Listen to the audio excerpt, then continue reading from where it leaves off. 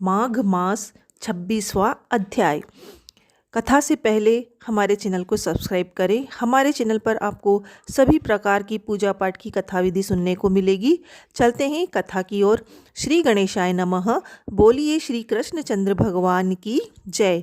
पथिक कहने लगा कि हे प्रेत, तुमने सारस के वचन किस प्रकार और क्या सुने थे, सो कृपा करके कहिए। तब प्रेत कहने लगा कि इस वन में कुहरा नाम की नदी पर्वत से निकली है।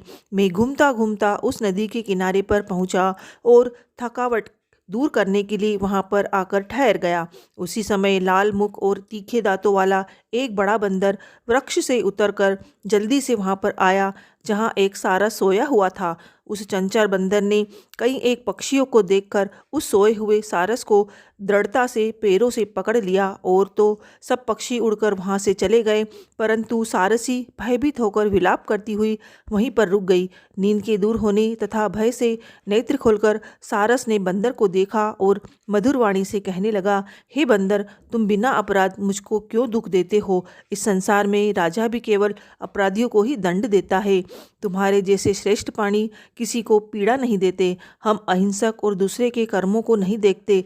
जल की काई खाने वाले, आकाश में उड़ने वाले, वन में रहने वाले, अपनी स्त्री से प्रेम करने वाले, दूसरों की स्त्री को त्यागने वाले, दूसरों की बुराई से दूर रहने वाले, चोरी न करने वाले, बुरी संगति से वर्जित, किसी को कष्ट न देने वाले हैं। सो इस प्रकार मुझ निरपराधी को हे बंदर छोड़ दो। मैं तुम्हारे पहले जन्म के वृतांत जानता हूँ। यह वचन सुनकर वह बंदर उसको छोड़कर दूर बैठ गया और कहने लगा कि तुम मेरे पूर्व जन्म के वृतांत को कैसे जानते हो, बताओ। तुम अज्ञानी पक्षी हो और मैं वन में घूमने वाला हूँ। सारस कहने लगा कि मैं अपनी जाति की स्मृति के बल से तुम्हारे पूर्व जन्म का सारा वृतांत जानता हूँ। तुम पूर्व जन्म में विंध्य पर्वत के राजा थे और मैं तुम्हारे कुल का पूज्य पुरोहित था। तुम राजा होकर अपनी प्रजा को कष्ट और पीड़ा दिया करते थे। विवेकहीन तुमने बहुत सा धन इकट्ठा किया। सो वानर, प्रजा की पीड़ा रूपी अग्नि की ज्वाला से तुम पहले ही तप चुके हो। पहले तुम कुंभीपाक नरक में गिराए गए। तुम्हारे शरीर को नरक में 3000 वर्ष बीत गए। फिर नरक से निकलकर बचे हुए पापों के कारण अब तुम इस बंदर योनि में आए हो और मुझको मारना चाहते हो।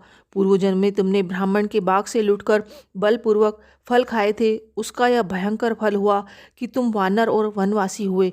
प्राणी अवश्य में अपने किए हुए कर्मों को भोगता ही है, इसको देवता भी नहीं हटा सकते। इस प्रकार मैं सारस का जन्म लेकर भी अज्ञान से मोहित नहीं हुआ। इतनी कथा कहकर वानर कहने लगा कि यदि ठीक ही जानते हो तो बताओ, तुम पक्षी कैसे हुए?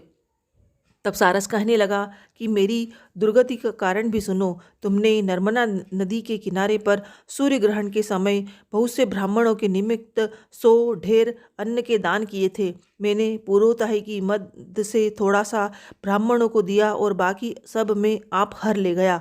इन ब्राह्मणों के द्रव्य का अपहरण करने के पाप से मैं पहले कालसूत्र नरक में और फिर रक्त कर्टुम नरक में, जहाँ पर बड़े बड़े कीड़े थे और रक्त तथा पीप से भरा हुआ नाभि तक, नीचे सिर और ऊपर पैर किए हुए पीप चाटता हुआ उस दुर्गंध वाले नरक में कीड़ों आदि से काटा जाकर 3000 वर्ष तक उस यातना को भोगता रहा।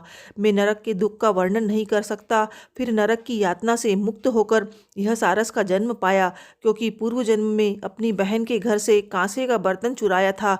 इसको मैंने एक जुआरी को दिया, इसी से मैं सारस योनि में आया। यह मेरी स्त्री पिछले जन्म में ब्राह्मणी थी, इसने भी कांसे की चोरी की थी, इसी से यह मेरी स्त्री और सारसी हुई। यह सब मैंने तुमसे कर्म फल कहा। अब भविष्य की बात भी सुनो। अब मैं, तुम और यह मेरी स्त्री भी हंस होंगे और कामरूप देश में सुख में से निवास करेंगे। फिर इसके पश्चात गौर योनि में और फिर जाकर दुर्लभ मनुष्य योनि को प्राप्त होंगे। इसमें मनुष्य पाप और पुण्य दोनों ही कर सकता है। इस प्रकार शिव की माया से यह सारा जगत मोह को प्राप्त होता है। न केवल हम ही, परंतु इस संसार के सभी जीव प्रवृत्ति मार्ग में फंसकर अच्छे बुरे कर्म करते हैं और उनका फल भी भोगते हैं। इसलिए सब प्राणियों को धर्म का सेवन अवश्य करना चाहिए। देवता, असुर, मनुष्य व्याघ्र कीड़े मकोड़े सभी से कंटक रूपी मार्ग नहीं छूटता।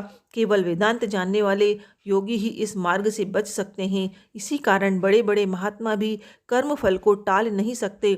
उपाय से तथा बुद्धि से कोई भी इसको नहीं बदल सकता। तुम पहले राजा थे, फिर नरक में गए, अब बंदर की योनि में वन में फिरते हो और फिर भी ऐसा ही जन्म पाओगे। ऐसा विचार कर आनंदपूर्वक और धैर्य धरकर विचरते हुए काल की प्रतीक्षा करो। तब वानर ने कहा कि पहले जन्म में मैं तुम्हारी पूजा करता था, अब तुम मुझको प्रणाम करते हो। तुम जाति के स्मरण से मेरे जन्म के वृतांत को जानते हो। आनंदपूर्वक रहो, तुम्हारा कल्याण हो। तुम्हारे वचनों को सुनकर मैं मोह रहित होकर वन में विचरूंगा। प्रेत कहने लगा कि हे पथिक, मैंने नदी के तट पर बंदर और सारस का यह संवाद सुना, तब मुझको बोध हुआ और मोह तथा शोक का नाश हुआ। माघ मास 26वां अध्याय समाप्त। बोलिए श्री कृष्णचंद्र भगवान की जय। प्लीज़ हमारे चैनल को लाइक करें, सब्सक्राइब करें, हमारी वीडियो को शेयर करें। अगर आप कुछ पूछना चाहते हैं तो कमेंट करके आप पूछ सकते हैं। जय श्री कृष्ण। राधे राधे।